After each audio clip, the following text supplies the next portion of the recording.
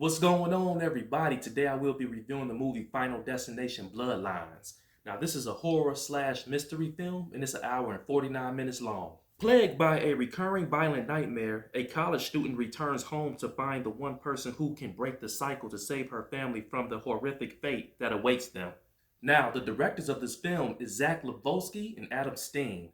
Now, I don't know why they didn't follow the same elements as the previous Final Destination films. I don't know why they didn't do that, but I'm very disappointed in this movie. And if you watch the trailer, it gives you the whole movie anyway. The trailer gives you the best part, so you don't really have to go see the movie. Before I get to the dislikes, I want to say rest in peace to Tony Todd. Tony Todd is an amazing actor. I've been a big fan of his movies since he played in Candyman. Candyman was a great franchise, and I like everything he does. Rest in peace to that brother right there. Rest in peace to him, and it was good seeing him for the last time. Rest in peace to Tony Todd. Now, Kaitlyn Juana, she's the lead character in this film, and she did an amazing job with her range and emotions with her acting. Great job to her. Now, Richard Harmon, he was an asshole in this film, but I gotta say he was funny. I give him that. He was funny in this movie. I like his acting the best out of everybody else. His acting was great, but like I said, I didn't have no problem with the acting in this movie at all with anybody. It was just the storyline that messed this movie up. I think they was trying to be too different with the film and they was trying to be too creative. But sometimes you don't need to do that. Just keep the same element because that's what makes the Final Destination franchise good. Just keep the same element. Now I'm gonna talk about my dislikes. Oh my, no, why? What really pissed me off about this movie doesn't revolve around any premonitions at all. And that's what makes the movie fun. Watching Final Destination, the premonitions. Now, the opening scene was the best part of the movie when they was in that high-rise restaurant tower. That was the only scene that had premonitions where she saw what was going to happen, you know. But besides that, the rest of the movie didn't. So how are you going to make a Final Destination movie without hardly any premonitions? That's what makes the movie. So that pissed me off. That done it for me right there. This movie has so many plot holes in here. This movie looks too cartoonish to me. In the They did have some gruesome kills in here, but they were so generic. I'm like, really? And the kills in the previous Final Destination movies look more realistic than this movie. Completely more realistic than this movie. There was too much AI in this film.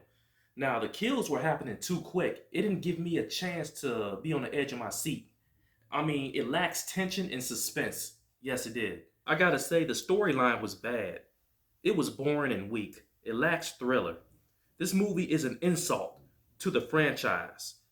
This is the corniest Final Destination movie ever, and this movie had too much CGI. Now, out of the whole Final Destination franchise, the first three movies are the best. The part 1, 2, and 3, those are like 10 out of 10s. Those are the best. Now, Final Destination 4 and 5, those were pretty good. Those are just average to me, but those were pretty decent. Now this new one is the worst out of the whole franchise. Now the ending of the movie I didn't like. I was like, what the hell? And a couple things that I like about the movie, I love the family dynamic. I love that. I like how they kept everything amongst the family, and I like how death was coming to every family member. I like that. Now the opening scene, like I said, that was the best part of the film. So I'm gonna give this movie a 2 out of 10. Yes, a 2 out of 10. Now lots of people was praising this film. Like I said, they have the right to their opinion, but I'm not praising no movies that are not good. Sorry, I'm not doing it. I'm gonna keep it real, and I'm not gonna just be praising the movie because everybody else is doing it. Because and I'm a Final Destination fan, and I'm saying this wasn't good. It is what it is. So I'm not, and we gotta put our foot down. You know, we gotta say, look. So these producers gonna be putting out crap. We gotta say, look, y'all movies need to step up. And like I said, Final Destination always been good. They always been having great movies. It's just this one didn't live up to the expectation. Now, like I said, I gave that a 2 out of 10. I'm not going to see Mission Impossible, the new movie with Tom Cruise. So I'm just too busy this weekend. This Memorial weekend. I got family coming in town from Chicago. I got my cousin graduation to go to, so I won't be seeing that. And the damn Tom Cruise with these 3 hour movies, man. I'm like, come on, man, I ain't got time to sit through this. I'm like, why the movie couldn't be at least 2 hours or an hour and a half or something? I ain't got time to sit through no 3 hour movie. Damn, Tom. And Tom Cruise is my favorite actor too. One of my favorites. And yeah, so after Memorial Weekend is done and everything, the next movie I'm gonna see is Karate Kid Legends. So I'm gonna see that, and I definitely will be putting a movie review out for that. Once that comes out. So yes, I hope y'all enjoyed the movie review. I know it wasn't what y'all was expecting. Y'all was expecting me to give this a probably a 10 out of 10, but sorry. Subscribe to the channel, leave some comments in the section if you like, and I'm gonna see y'all very soon. All right, I'm out.